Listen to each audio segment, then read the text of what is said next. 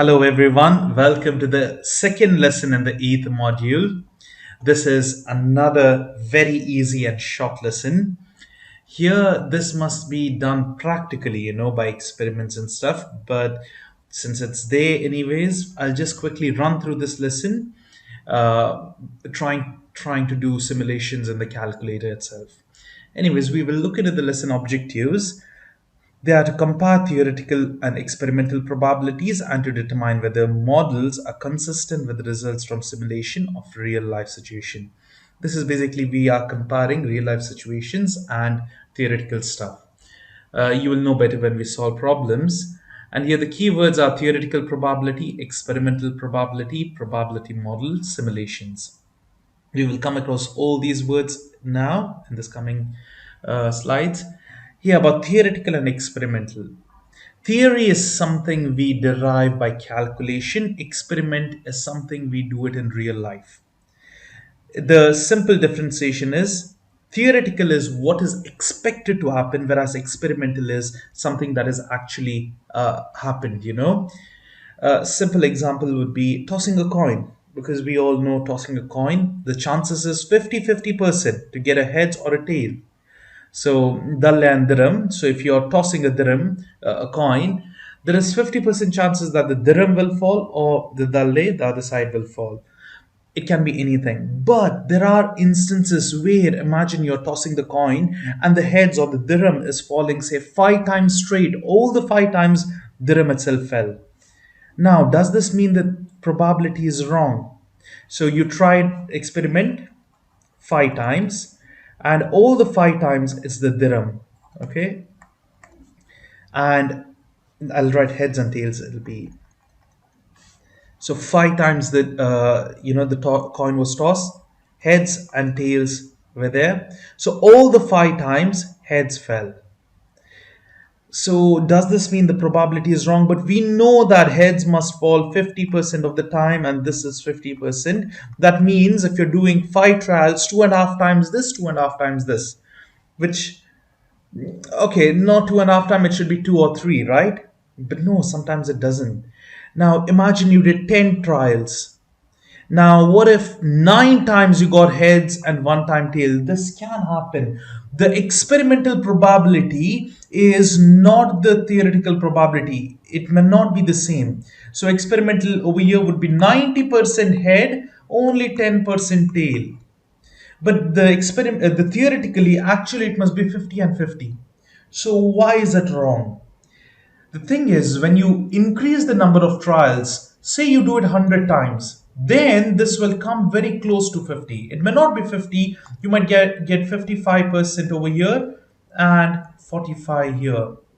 45 times you got tail and 55 times you got head. Or if you increase this to 1,000, this will again be closer, 33 and say 48. Sorry, 47. And as you increase the number of trials, it will be very, very, very close to this. It might be 49.9 or 50.1 or something like that. So this is about theoretical and experimental probability. Theoretical is what is supposed to happen, what's expected to happen. But actually what is happening is the experimental probability. And I was telling, as the sample size increases, that's the law of large numbers. Whenever you increase the number of trials, it comes to the theoretical probability. Here, let's look into a problem. We need to find the probabilities. A student tossed a fair 8-sided die 200 times and recorded the results. Find the theoretical and experimental probability of rolling an 8. First, let's understand what is happening here. A 8-sided die, it's not a 6-sided die. We generally see 6-sided die, but this is an 8-sided die. Octagon is the shape. Here, that has been rolled. So all the possibilities are, numbers will be 1 to 8. Okay, this is the experimental. Let's come to this later. I'm just looking at the number of dice. They want us to know what is the probability of 8 falling. The probability is always given as probability of x is given as desired divided by total outcomes. Desired outcome, what you want to happen, divided by the total number of things. So now over here it will be, what is the probability? It is of 8, right? So we need of 8. So how many 8 numbers are there in this 8-sided die? There's only one 8-sided, one digit that is having 8. So it is 1. How many total digits are there on the die? 1, 2, 3, 4, 5, 6, 7, 8. So it's 1 by 8, or you can just do, let's leave it over there. Maybe 0.125, I guess. So that would be the theoretical probability. Okay, it's done. Yeah, it is percentage, right? So it'll be not 0.125, it's 12.5% because you have to multiply this by 100. So that is the theoretical probability. But what is the experiment? They have already told us this experiment is conducted. So here, look, experimental probability differs because the same thing, but what is probability of 8? What has actually happened? 42 times you got 8. What are the total tries? What are the total? You can add this up, but they are already given in the question. Student has tossed 200 times, right? So divide this by 200. That is the answer. So it's very close to 20%. 140 goes 5 times down. So it will be very close to 21%. So this is the answer. Now look over here. The experimental and the theoretical are not same. It was 12.5% theoretical and 21. That's fine. But as you increase the number of tries, that eventually will creep up to, go close to 12.5. That's what it is. So this is how we find theoretical and experimental. Now here we have another problem. Let's do it. Try pausing the video now. Try to do it by yourself and then continue the video where I'll solve it. So let's look at the problem here. A student has tossed a fade die 150 times. A fade die has 6, the usual die which we use for games such as like Snake and Ladder or Ludo. So it's 150 times that has been rolled. There are 6 numbers on it. The fade die is a cube. Okay. Find the theoretical and experimental probability of rolling a 5. So 5. They have given the table over here what has happened, and we need to write it in percentages. So let's take out the calculators. I will directly write, I will write it out and then I'll put in the calculator. So over here, there are total probability of number 5. The total possibilities are 6 and number 5 is only 1 in that. So it's 1 by 6. And what about the experimental? This is theoretical. Experimental is basically 24 times it has happened. The 5 has fallen. And what is the total possibilities? The total trials? It's given over here. You can add these all. It will be 150. So we just write it from there. You can try adding them. It will be 150. So here 1 by 6. Let's just multiply by 100 because we need in percentage. Is 16.67. That is the theoretical probability. But actually what has happened? It has been 24 by 150. So that would be 16%. So you can see over here it is very close. That doesn't mean that this could vary. So for example, you take the number 1. Here it would have been more than 30, I believe. Sorry, not more than 30. It'll be, yeah, correct. It'll be more than 30. So if you put 51 by 150, it is 33% or something like that. So it depends, experimental will not be exact or actual like theoretical one. It varies because you're doing the experiment. But as you increase this, always remember, too many tries, law of large number says it will always creep up to that theoretical one. So that's the thing. Those are the answers. And now about simulations. Now simulation, a probability model, is, you're just making a model that is representing the random event. Say for example, you want to spin a spinner 6 times. Okay, there are 6 sections. You're spinning it 100 times. You literally spin it randomly, and then you do that experiment and get that data and then compare it with the theoretical one. So simulation is something that is done automatically. Your calculator also can randomly give you values, so that those are random values. You have no control over it. It can be any random digits. So that is about simulation. We will do simulation and we will look into this problem and you can understand this better. Here, just to read out the steps, it's to determine each possible outcome situation. First, you need to always find the theoretical probability, then understand what is happening in the theoretical probability, what are the possibility, what are not the possibility. In the sense, say rolling a die. So you need to get the number one. You have a theoretical possibility of 1 by 6, sorry, of getting one. What is the probability of not getting one? Not one would be 5 by 6, because there are six possible options, that is 2, 3, 4, 5, 6, where it is not one. So it is basically whatever this probability is there, 1 minus 1 by 6, or you can directly write 5 by 6. These are few things you need to find, and then you need to have a trial situation where you know where you get the values from the experiment, and then you can analyze the results. We will look at a problem. A company that produces bottles of water runs a promotion in which one out of every eight bottle caps wins the customer a free bottle of water. Okay, so we need to design and run the simulation. Now this is basically, I'll just read through it. You will understand by yourself. So first of all, let's find the probability of winning, or in the sense you get a free bottle of water. It's 1 by 8, isn't it? So theoretical probability of winning a free bottle of water is 1 by 8.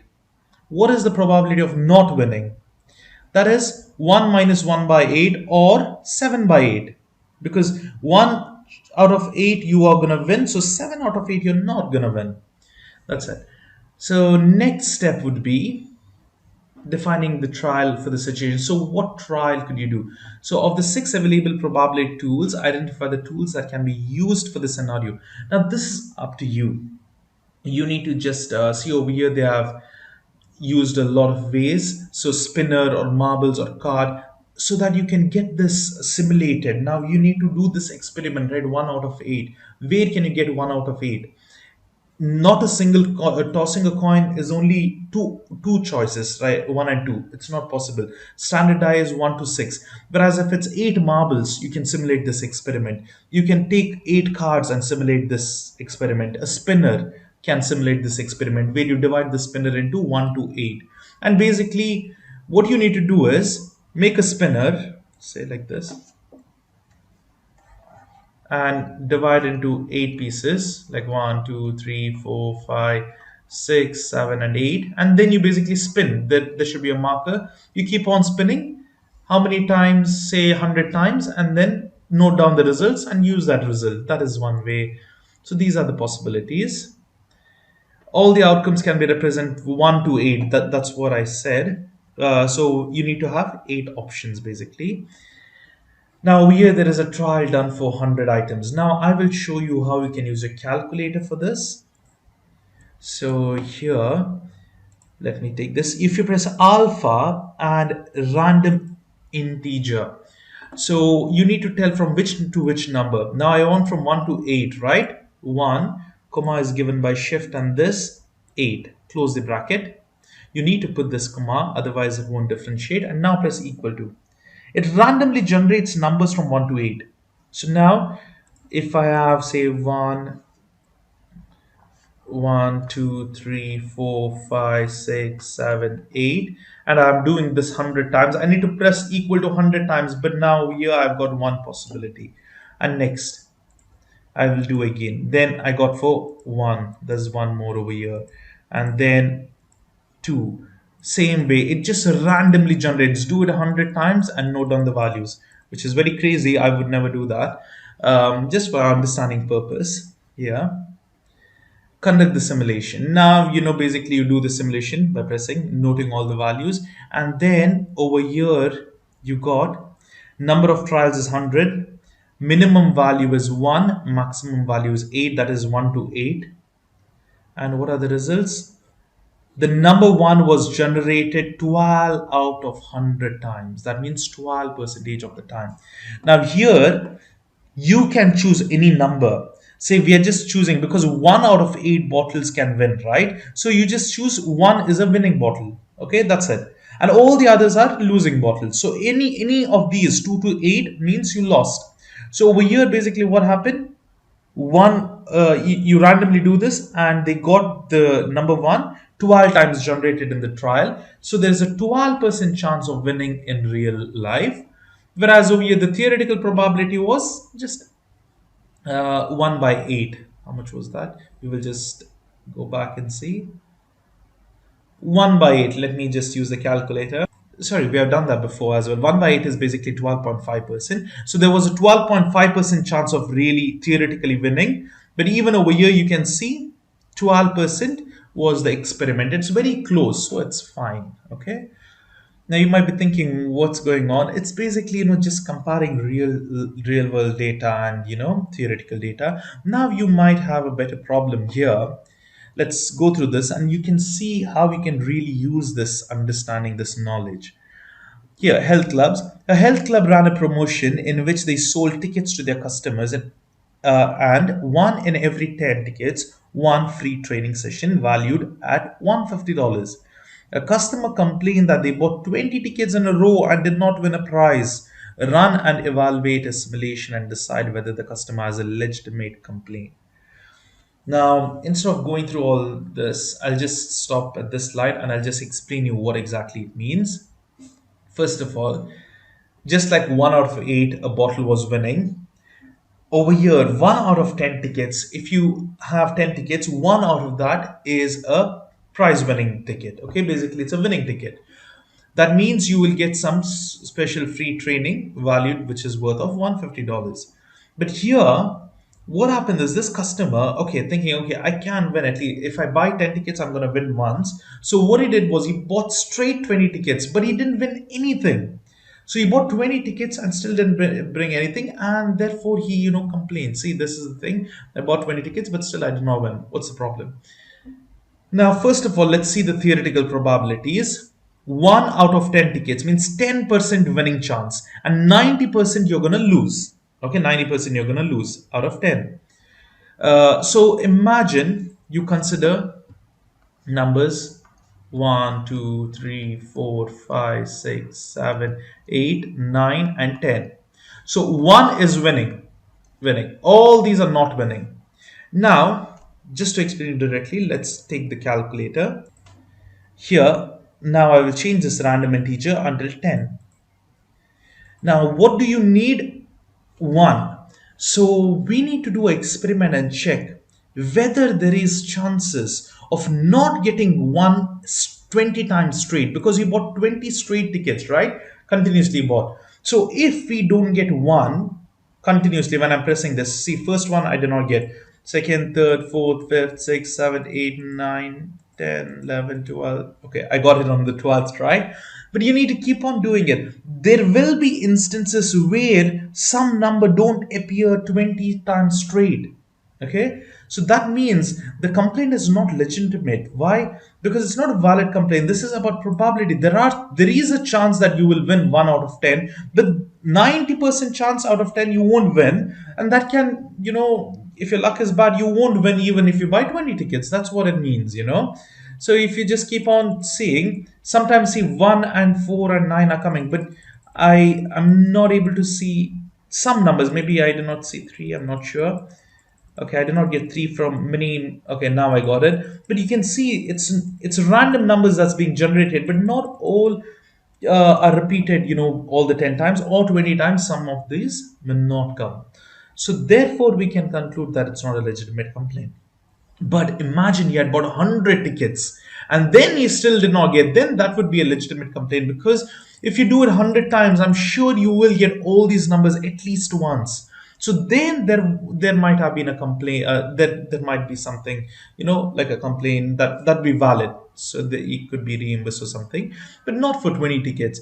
I'm sure if you had bought more, like 30 or 40, you would have definitely won at least once. So this is where you can apply this simulation and probability, theoretical and experimental probability. That's it. You can try this. If to find the random integers, it's very simple. It's alpha and this symbol over here. You will get it. put any number. If you just want, say, tossing a coin, one, comma is shift and this symbol, two, close the bracket. It's only one and two. Now we can see it's only one and two digits. See, sometimes it's just coming one, sometimes it's two, sometimes it's just random digits. I hope this is clear. You can go through this. They have just explained what I just told you. Over here, they have done a simulation of 100 times. So you're doing it 100 times. And they're checking whether 20 times straight the number one appears or no. So, and obviously sometimes it won't come. So that's the thing. That's the explanation. You can just go through this. And that's it. It's basically just an understanding lesson. It's a very simple lesson. I hope it is clear. If you have any doubts, you can put in the comment section and I'll try to get back to you as soon as possible. Until the next video, take care and goodbye.